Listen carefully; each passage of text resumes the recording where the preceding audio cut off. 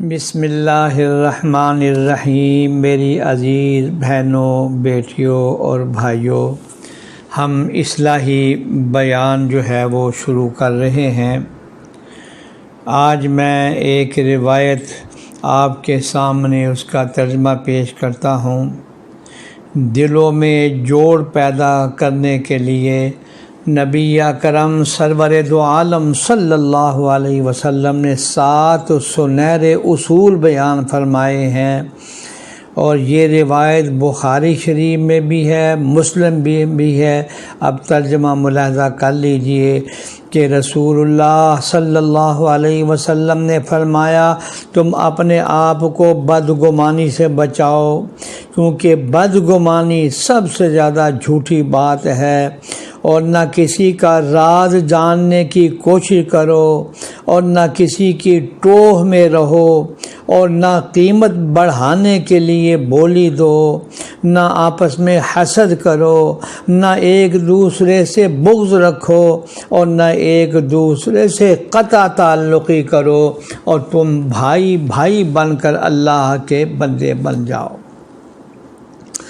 اس ارشاد نبی صلی اللہ علیہ وسلم میں ایسی 7 باتوں سے منع کیا گیا ہے جن سے معاشرتی زندگی میں خرابی اور بے سکونی پیدا ہوتی ہے، دلوں میں جوڑ کے بجائے توڑ پیدا ہوتا ہے۔ ان 7 برائیوں سے بچا جائے تو یقیناً ہماری معاشرتی زندگی محبت اور اخوت کا نمونہ بن جائے، اور آپس کا قلبی تعلق خوب مضبوط ہو جائے۔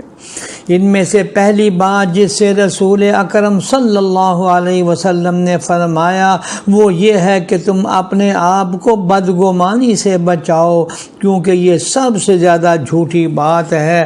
ایسا شخص جو دوسروں کے متعلق برے خیالات کو ذہن میں جمائے رکھتا ہے وہ زندگی میں کبھی ذہنی سکون نہیں پا سکتا، بلکہ اسی سے باہمی نفرت اور دلوں کی دوری پیدا ہوتی ہے، اور وہ شخص خود اپنی ذاتی زندگی کی تعمیری انداز میں نہیں گزار پاتا۔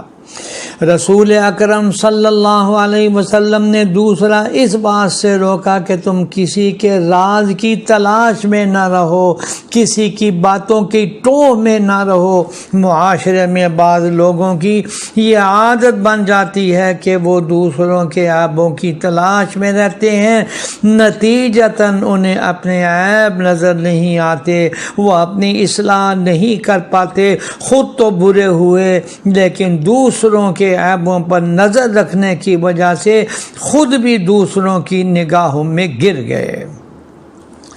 جب بھی انسان کے مزاج میں یہ بات آنے لگی تو فوراً اپنے ذہن میں رسول اکرم صلی اللہ علیہ وسلم کا یہ ارشاد لے آئے کہ جو شخص اپنے مسلمان بھائی کا عیب ڈھونڈتا ہے تو اللہ اس کے عیب کو ڈھونڈتا ہے، اور جس کے عیب کو اللہ ڈھونڈنے لگ جائے تو وہ اگر اپنے گھر میں بھی چھپ کر کرے گا تو اللہ تعالیٰ اسے ذلیل و رسوا کرے گا۔ یہ 2 باتیں میں نے بیان کر دی ہیں، بقیہ اگلے سبق میں بیان کروں گا۔ اللہ عمل کی توفیق عطا فرمائے، آمین آمین۔